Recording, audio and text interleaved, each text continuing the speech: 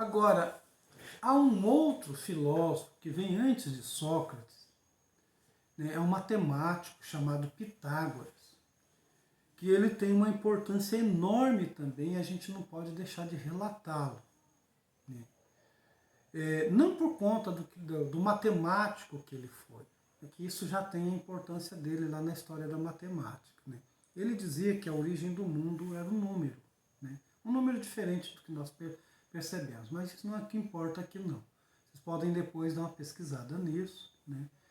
A título de curiosidade. Mas o importante de Pitágoras é que ele fundou uma escola, né, conhecida como Escola Pitagórica. Né? E nessa escola ele tinha assim, alunos internos, né, discípulos, que viviam assim enclausurados, vamos dizer. E ele adota lá para dentro da sua escola uma religião. Uma religião assim que era uma religião tida como uma seita. Né? Não era a religião oficial, né, do Estado na época, mas uma espécie de seita. Essa religião é o orfismo, a religião órfica. Qual é a importância disso?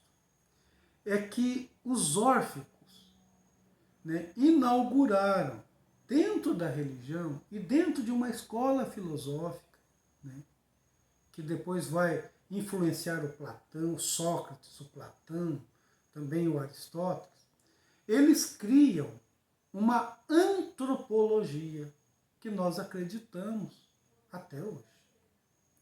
O que é essa antropologia? Eles criam uma noção de homem, certo?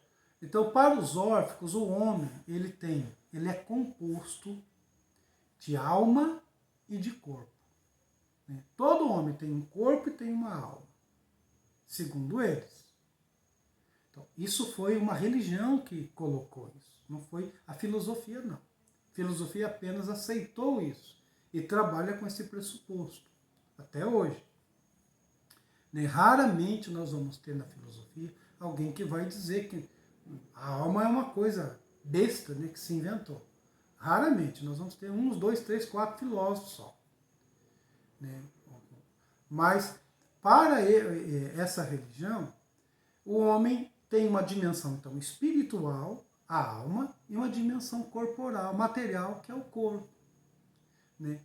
Bom, o corpo todo mundo sabe que é. Né? O corpo é uma coisa tangível, né? Todo mundo se imagina saber do corpo. Né? Pelo menos até Descartes a gente vai ficar com essa ideia. Agora, a alma, o que é a alma? Para os órficos, né? Estou aqui falando o que eles dizem.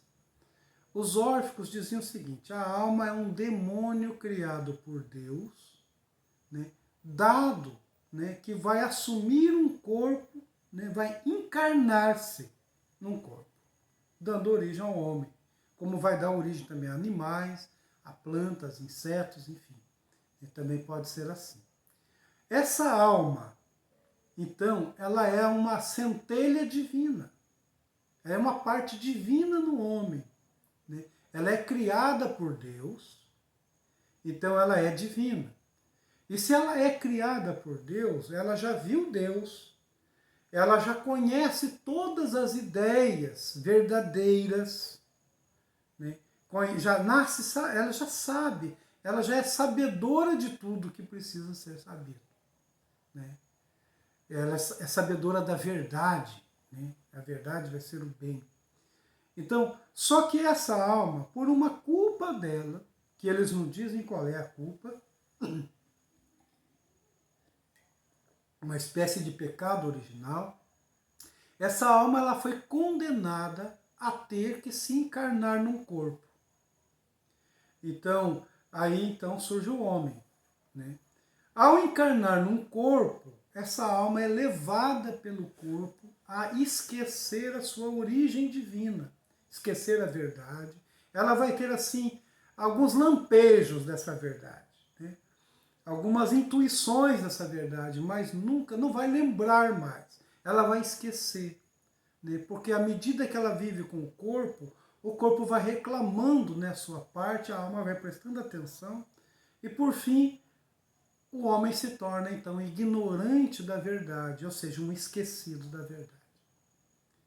É essa a condição que eles colocam. Mas os órfãos, eles achavam que os homens podem, em vida, ajudar no processo, né, de que a alma, assim que o homem morresse, o corpo apodrece, acaba, né, desaparece, mas a alma não, a alma é imortal. Então, a alma vai se purificar, vai esquecer que teve uma vida e vai ficar disponível de novo para uma nova reencarnação. E isso é um castigo para a alma. Então, toda alma almeja não se reencarnar mais. É tudo isso que ela quer, não se reencarnar.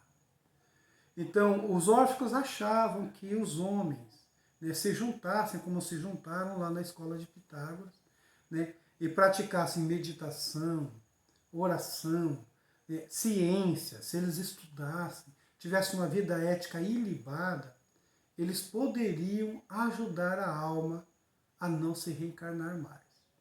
Ou seja, quando o corpo morrer, a alma volta para sua origem e vai ficar lá para sempre.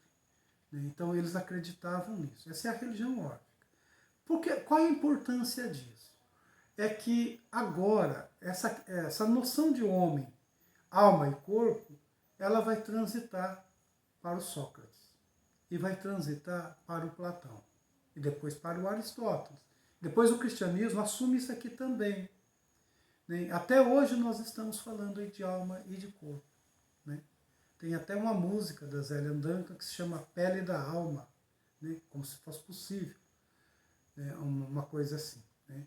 A alma em Platão vai virar alma racional, né? A parte do homem que pensa, certo? E depois a parte que sente, né? Assim por diante. Mas primeiramente é a razão. A razão está na alma, não está no corpo. O Sócrates vai dizer que a alma é a essência do ser humano. A essência do homem está na alma dele. E o Sócrates vai trabalhar com essa ideia de uma alma esquecida da verdade. E com a ideia do mestre que tem que ajudar o aluno, o discípulo, a recuperar essa verdade, ou seja, a lembrar a verdade. Tanto que verdade em grego se chama aletheia. Negar o esquecimento. Lete significa esquecimento. Tá certo?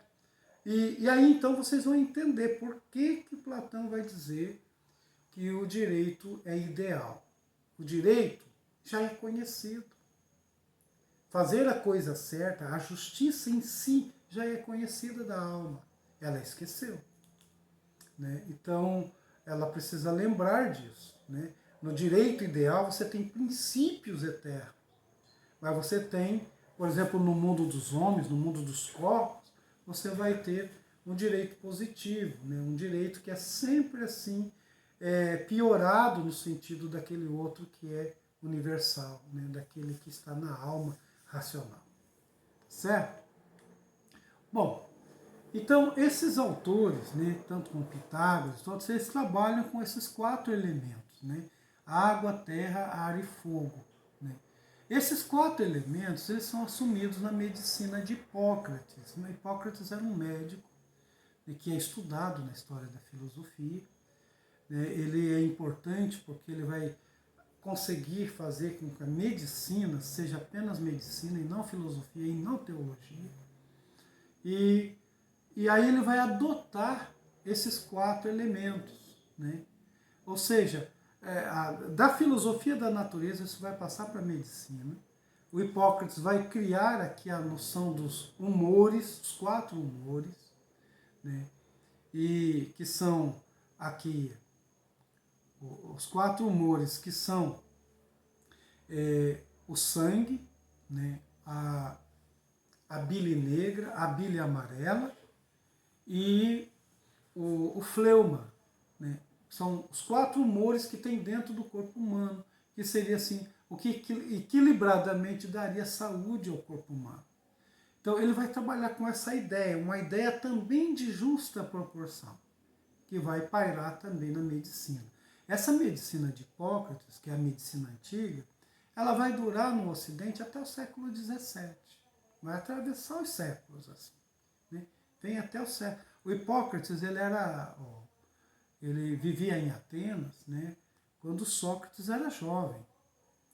E depois ele se estabeleceu na ilha de Cos, né, fundou uma escola lá de medicina muito importante, famosa, né, escola de medicina, e lá eles escreviam, né? Então tem várias obras assim dedicadas a Hipócrates, enfim.